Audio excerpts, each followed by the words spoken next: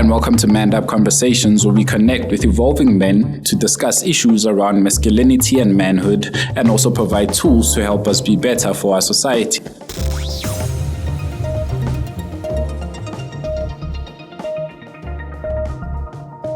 Peace and blessings. My name is Khaukhelo Habiani for Manned Up Conversations. I hope this message finds you well. I hope this message finds you in good spirits. I hope you've been kind and patient with yourself. And I hope you've also been extending some compassion to yourself. And to my people who are not well, I hope you have someone in your corner. You have a certain community you can run to help ground yourself and work on getting better. Now, before we get into today's topic, I want to just quickly give a big shout out to a good friend of mine and a good friend of Manned Up Conversations. That is Tichauna Chisende. And I hope I say that right, but Tich has been riding with me since, I would say, day one. But he's really responded to about 80% of the content that we've put out on Manned Up. And we've also become very good friends over the years. So for even having the time to go through everything, I think some of the conversations might be a bit lengthy. And some might not be what you are used to hearing around what's being discussed around men. Some may be considered maybe a bit offensive. But as I've learned with doing this work is we have to go into spaces that sometimes make us feel uncomfortable. And I've embraced that calling, and I invite you as well to feed back into what you're hearing. Let me know what you agree with, what you don't agree with. Let's keep it respectful, as I try to do in most of the topics that I cover. But I also want to hear how you're receiving this content. How is it landing for you? Are you finding any value in it? And more than just finding value, you could also contribute by letting me know what you want to hear. Or maybe you might want to be on the podcast yourself. Maybe you have some insights that we might need to share with the people that listen to the pod. I'd really appreciate that as well. Now, getting into today's topic, which is a pretty heavy one. You know, I've covered quite a lot of conversations over the 3 years, and while I've reflected on books, I've reflected on conversations and some research journals or research articles that I've been reading, I've been thinking about this idea of male privilege. And maybe to add another layer to privilege, I've been thinking about black male privilege. And I know this is an extremely contentious topic in the gender discourse, but I want to offer alternative arguments against black male privilege over the next couple of minutes, if you'll allow me. And to do this, I'll be pulling from the work of an American professor, Dr. Tommy J. Curry. Now, Dr. Curry wrote a book called The Man Not: Race, Class, Genre, and the Dilemmas of Black Manhood. But I'll also look at some critical work from South African researchers to highlight the similar lived experience between black men in America, where they're the minority there, and black men in South Africa, where we are a majority here. And maybe if I say the Union of South Africa and the United States of America, it would ring a bell, because you then start thinking about the colonization that we both experienced. And you can also think about apartheid, and you can think about the Jim Crow laws that were established in those countries while they were developing. But when I think of privilege, I usually think of privilege as something that is enjoyed by politicians, by celebrities, and other men in power. But that privilege might not necessarily extend to the less visible, oppressed, and powerless men that our society, our researchers, and activists often overlook. Because those men are not really seen by society as well. Those men live in rural areas that we might not necessarily reach. Those people's cultures may not be very well known or even discussed. So I think that we have to really be careful in terms of how we look at black male privilege, especially. But I was reading on the National Democratic Institute's website, and they have this program called men power in politics. And they highlight a very important point when it comes to privilege. And it says that for centuries, constitutions have stated that all men are created equal, a blatant omission of women, and even a deception about men, as this for centuries related only to white land-owning men.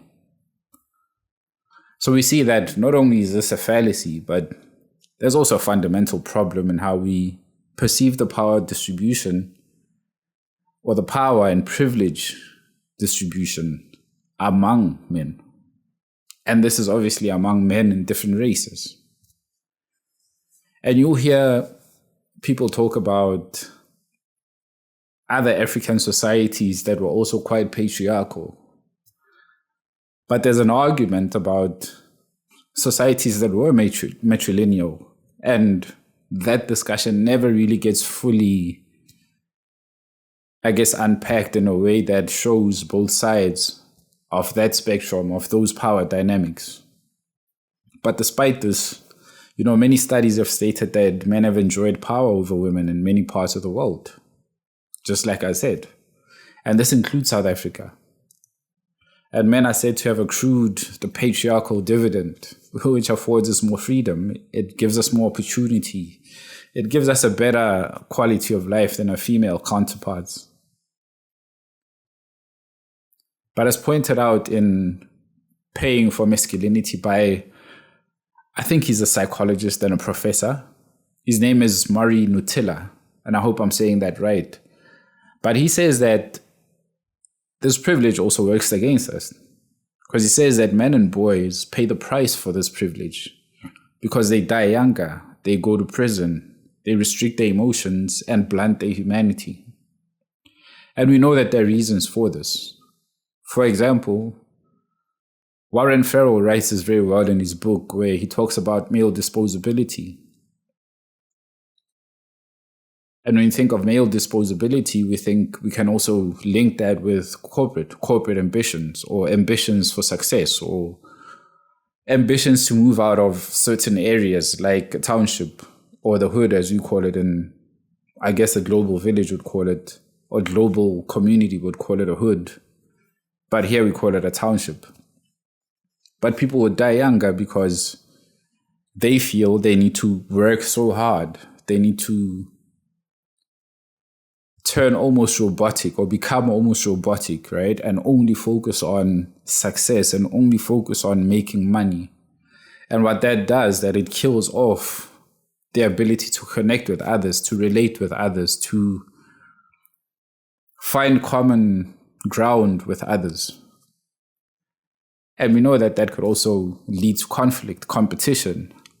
And with conflict and competition, there's always a chance that someone might end up being imprisoned because we feel like, well, I can't compete with someone on that level, so I'm just going to go rob him, right?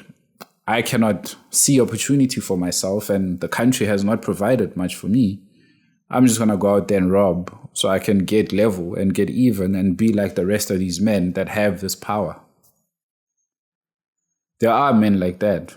However, I think that there are men who are not really concerned with being all powerful and all seen and privileged in society over others, that is. And we know that restricting our emotion also gets rewarded in certain spaces. Back again to the corporate thing, where you always hear this argument of, I prefer to work with men because they're less emotional. Or they can handle themselves when things get deep, when things get tense. They don't have children. They don't have all of these other things that women have. And people might say that, well, that's a privilege for men. However, that privilege then leads to the humanity being blunted. And like I said, you are not able to relate to other people, to connect with other people, because you have this privilege, right?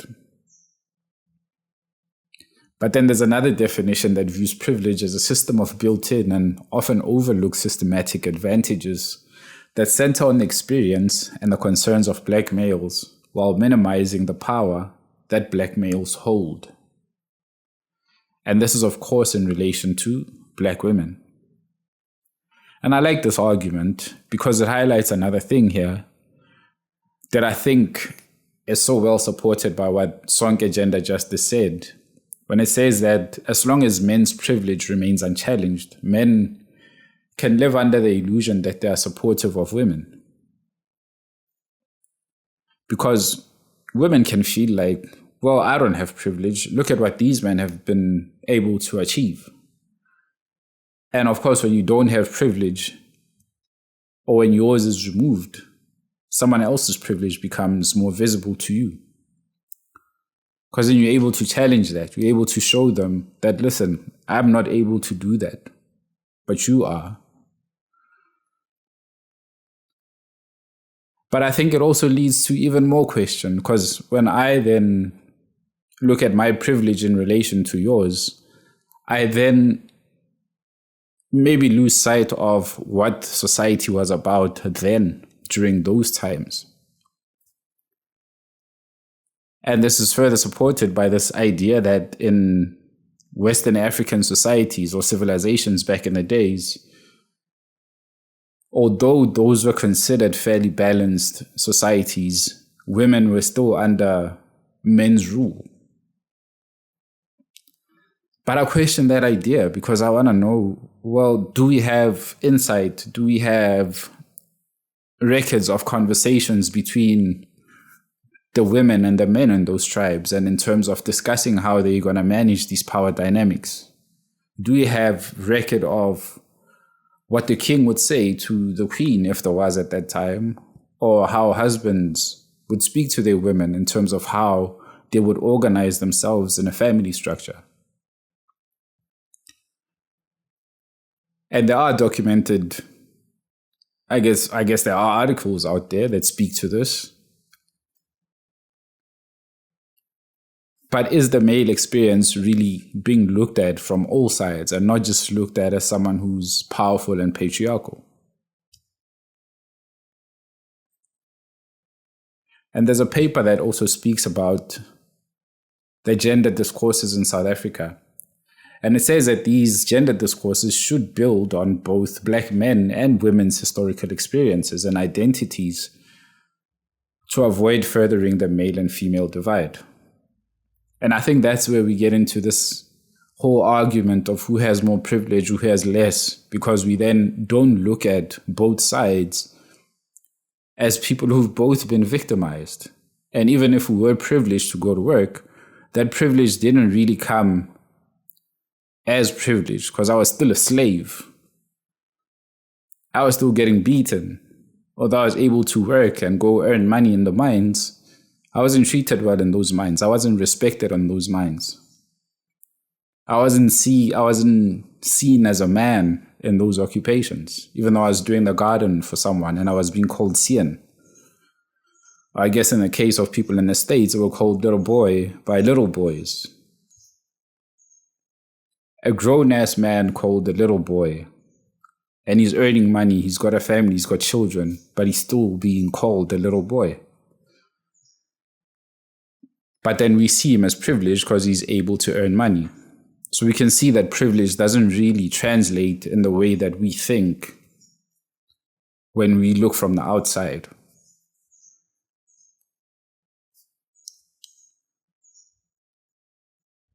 But then I also want to get deeper now into what Dr. Tommy Curry talks about in his book, The Man Not. And I'm going to cover 3 areas here. We're looking at the misconception of black male privilege in terms of his understanding. And we also look at his critique of intersectionality. And we also explore the vulnerability of black men, which I believe are topics or issues that we don't really get too granular about because they may force us to admit to things that we possibly might have overlooked for way too long. And we may have not extended compassion to our black men. Because if I think of South Africa 30 years ago, maybe 35 years ago, there were still burnt tires on the roads. there were still demonstrations. People were still getting beaten. In fact, 35 and above year olds have some kind of recollection of apartheid. And those men still carry those wounds. But just because our country, our president, and certain people agreed to uniting as a country and becoming a rainbow nation, it doesn't mean that the rest of the country also agreed. And it also doesn't mean that because a few politicians and a few people made it into suburbs and business and positions of power, it doesn't mean that the rest of the millions who are subjected to poverty and unemployment and lack of service delivery and basic human needs are not met, then of course those people are being seen as less than human. But how do we call them privileged? Something I really wrestle with. But before I get too carried away into my own thoughts, I want to bring us back to what Dr. Curry talks about in The Man Not. And I think the unique approach that he takes here at looking at how Black men in particular have been misunderstood within both the feminist and racial discourses. And I just kind of gave a little example of that. Because rather than being seen as privilege, we have to argue that historically, Black men have been marginalized and dehumanized. If you deny that, then you are only looking at the sphere that you live in. You don't consider beyond the borders of where you live. I'm in Atteridgeville in Pretoria. I don't really consider what someone in Makau is going through. I don't know what privilege in Makau looks like. I don't know what privilege in Zim, for lack of a better place, in Mozambique, in Congo, in some village I don't know. I don't know what those dynamics are like. So to say that Black men need to check their privilege and using that as like a blanketing statement leads to even more argument and leads to even more discussion, because we're trying to understand, well, show us where the privilege is, because then Dr. Curry has done so well in showing us areas that we, again, don't look at. And when it comes to the misconception of Black male privilege, he argues that men are often seen through the lens of toxic masculinity. But how are we seen as toxic males? But we've been historically excluded from the privileges associated with white patriarchy. And I think this also builds on the idea that we crave whiteness. We crave proximity to whiteness. We crave to replicate white power. But do we think about egalitarian men? Do we think about men who don't even have ambitions to be leaders, who don't have ambitions to be the head of the household, who don't have ambitions to be seen as these bold men who are changing the world? Because when you look at what's happening with Black men across the world, we know that we are more likely to be incarcerated. We know that if you turn on the news, if you go on social media, if you read a newspaper and you pick it up, the chances are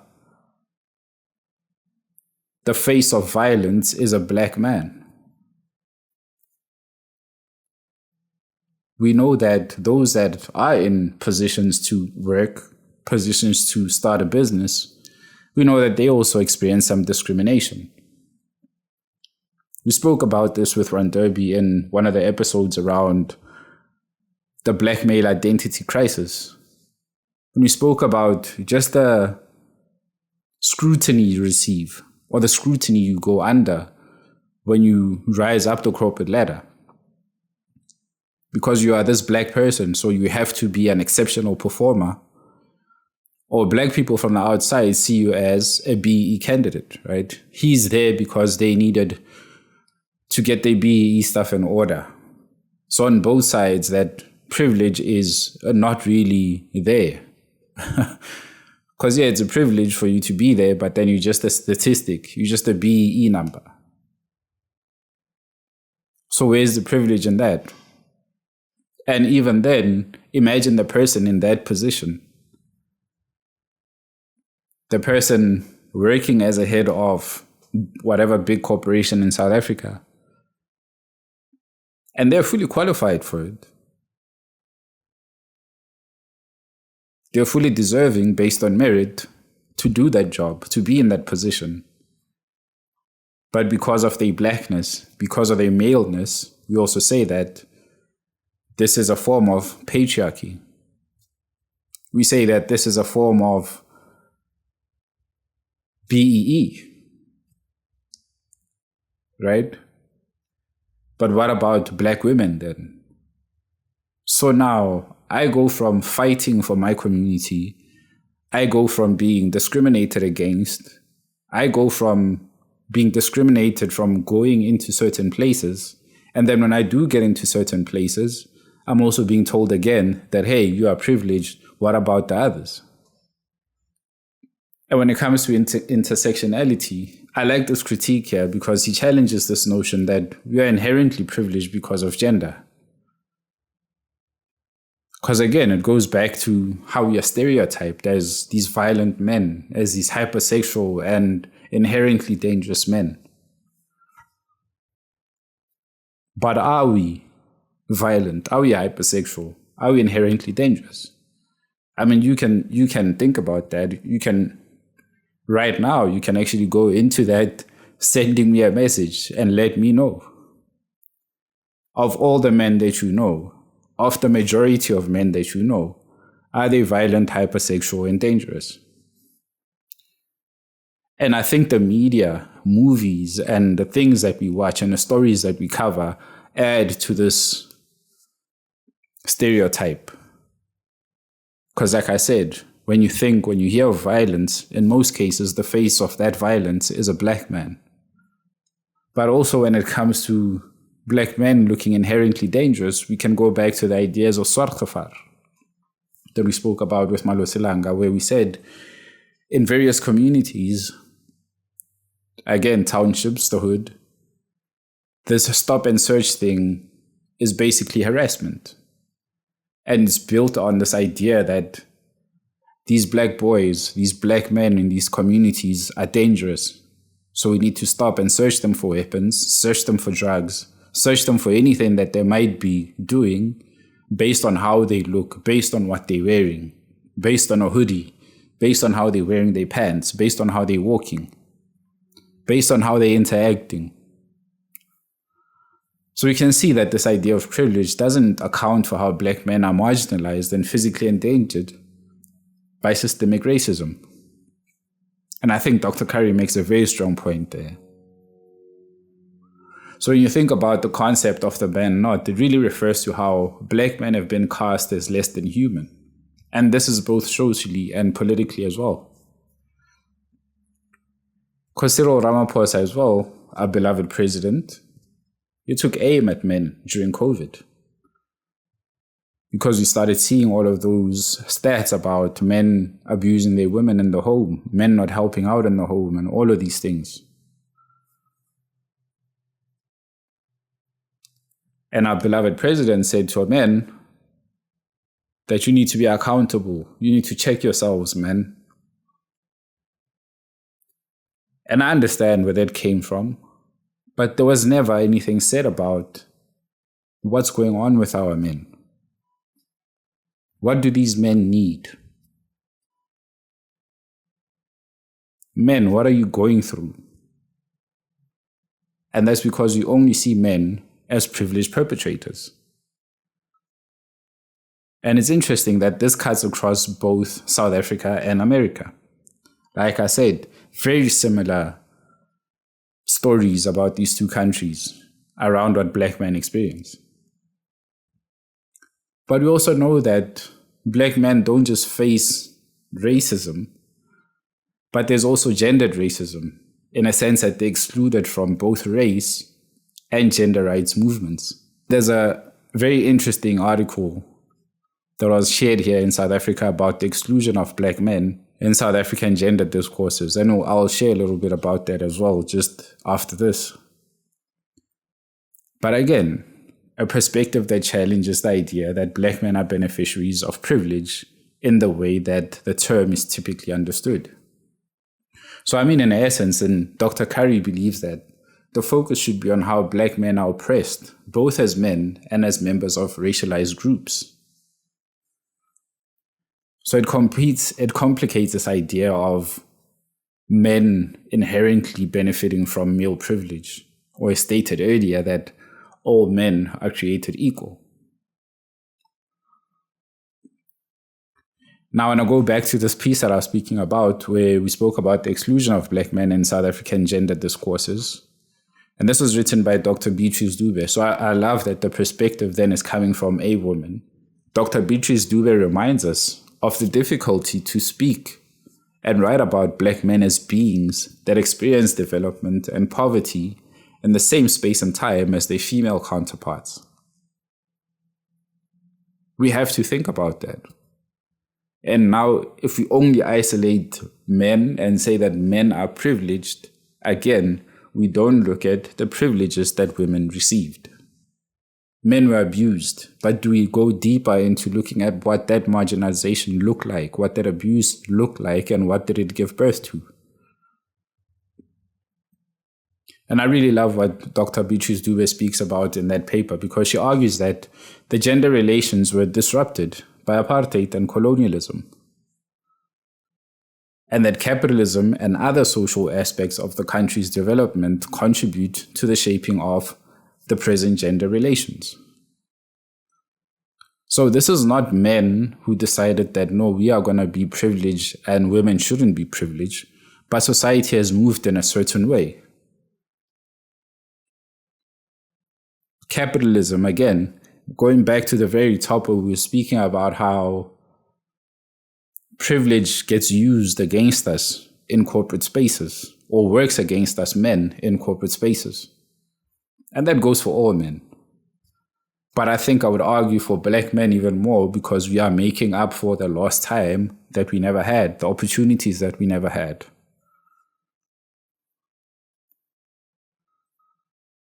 So do we consider then those things? Do we consider capitalism? Do we consider the social aspects? Do we consider why men earn more in certain jobs? And when we talk about these jobs, we must also think about the danger involved behind these jobs, the many hours that men work. I know women work long hours too, because they are now in those positions. But now they're realizing that, damn, these men really had it rough. But then what do we do then? We then go in and say that, no, these organizations are built on very patriarchal standards because women can never live up to these standards. But it shows you that business in itself is patriarchal. Or maybe not patriarchal, but for you to get to those levels of success, there's a lot of sacrifice involved. And fortunately or unfortunately, men have been the scapegoats. Men have been used in exchange for a couple of bucks, some nice stuff, some beautiful women, some beautiful homes, but at the cost of their lives. And that's something we have to always consider. That's why I say, when you see someone driving a beautiful car, when you see someone living in a beautiful home, never just think that that man has it together, because you have no idea what that man goes through on a day-to-day basis.